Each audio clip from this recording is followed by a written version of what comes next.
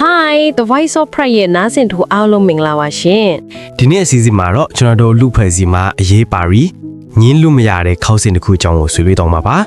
အဲ့ဒါကတော့ feminism လို့ပြောလိုက်တဲ့အခါမှာ LGBTQ+ အတန်တွေရဲ့အရေးပါမှုပါ ဟုတ်ပါတယ် feminism လို့ပြောလိုက်ရင်အမျိုးသမီးတွေအထက်တန်းတူညီညာရေးလို့ပဲအရင်ဆုံးမြင်ကြပါတယ်ဒါပေမဲ့ဒီခေတ်မှာတော့အဲ့ဒီထက်အများကြီးပိုကျပြန့်လာပြီဆိုတာကိုကျမတို့နားလည်ဖို့လိုအပ်လာပြီနော် နှစ်ပေါင်းများစွာက feminism ဆိုတာလူဖွဲ့စီနိုင်ငံရေးအလုပ်ခွင်တွေမှာအမျိုးသားနဲ့အမျိုးသမီးကြားတန်တူညီမျှရေးအတွက်အထူးကလှုပ်ရှားခဲ့တယ်လို့တော်တော်များများကသိထားကြပါတယ်ဒါပေမဲ့ဒီနေ့မှာတော့ feminism ဟာအမျိုးသမီးတွေအထက်ချီမဟုတ်ပဲ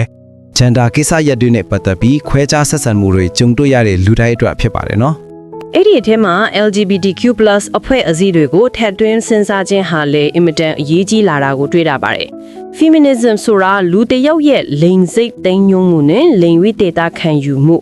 Sexual Orientation and Gender Identity ကြောင့်ခွဲခြားဆက်ဆံခံရပုံကိုပါအတိအမှတ်ပြုခြင်းဖြစ်ပါတယ်အတူတူပြောရရင်တော့တန်တူညီမျှရဲ့လှုပ်ရှားမှုမှာဘယ် gender မှဖြစ်မဖြစ်မနေပါဝင်ရမယ်ဆိုတဲ့နားလည်မှုပါပဲ ဒီနေ့အောင်မှာကျွန်တော်တို့ intersectionality ဆိုတဲ့အယူအဆအကြောင်းပြောရတော့မယ်ပညာရှင် Kimberly Crenshaw ကစတင်မိတ်ဆက်ထဲတာပါ intersectionality ဆိုတာလူတွေရဲ့ဘဝတွေကလိင်အမျိုးအစားလူမျိုးလူမှုအဆင့်အတန်းလိင်ဝိသေသခံယူမှုစတဲ့ကိုယ်ပိုင်လက္ခဏာ identity ပေါင်းများစွာတပြိုင်တည်းပေါင်းစပ်ထားတာကိုဆိုလိုတာပါ အားလုံးပါဝင်မှုလို့လည်းခေါ်လို့ရပါတယ် intersectionality မရှိရင် feminism ဟာအမျိုးသမီးတစ်မျိုးတည်းကိုပဲအာယုံစိုက်မိပြီးမတူညီတဲ့အတွေ့အကြုံတွေနဲ့ဖိနှိပ်ခံရတဲ့လူတွေကိုမတိမတာခြံလက်ထားတယ်လို့ဖြစ်သွားနိုင်တယ်နော် ဥပမာလေးတွေကြည့်အောင် transgender တွေဟာကျန်းမာရေးဆောင်ရှောက်မှုဒါမှမဟုတ်အများပြည်သူနေရာတွေမှာအကြမ်းဖက်မှုတွေခွဲခြားဆက်ဆံမှုတွေကိုမကြာခဏကြုံတွေ့ရပါတယ်နောက်ပြီး lesbian နဲ့ bisexual အမျိုးသမီးများကတော့ feminist အတိုင်းအဝိုင်းရော LGBTQ+ အတိုင်းအဝိုင်းနှစ်ခုစလုံးမှာပါလက်လျော်ရှုခံရတယ်လို့ခံစားရတာမျိုးတွေရှိပါတယ် ကျမတို့မမေ့တဲ့ပုံကူတွေကတော့ LGBTQ+ tech job လှုပ်ရှားသူတွေဖြစ်တဲ့ Audre Lorde, Sylvia Rivera နဲ့ Marsha P. Johnson တို့လိုရှေ့ဆောင်လမ်းပြများပဲဖြစ်ပါတယ်။သူတို့ရဲ့လှုပ်ရှားမှုတွေက feminism နဲ့လူမျိုးရေးတရားမျှတရေး LGBTQ+ အခွင့်အရေးတွေဟာဘလို့ချိတ်ဆက်နေပြီးတစ်ခုမပါပဲကျန်တဲ့တစ်ခုကရှေ့ဆက်လို့မရဘူးဆိုတာကိုပြသခဲ့ပါတယ် တကယ်ကိုမှန်ပါတယ် ကံကောင်းစွာနဲ့မြန်မာနိုင်ငံမှာလည်းဒီလိုလူငယ်အဖွဲ့အစည်းတွေခွေးရအစုအဖွဲ့တွေနဲ့ feminist အဖွဲ့အစည်းတွေဟာအရင်ကထပ်ပိုးပြီးလက်တွေလှုပ်ဆောင်လာကြတာကိုတွေ့နေရပြီပါ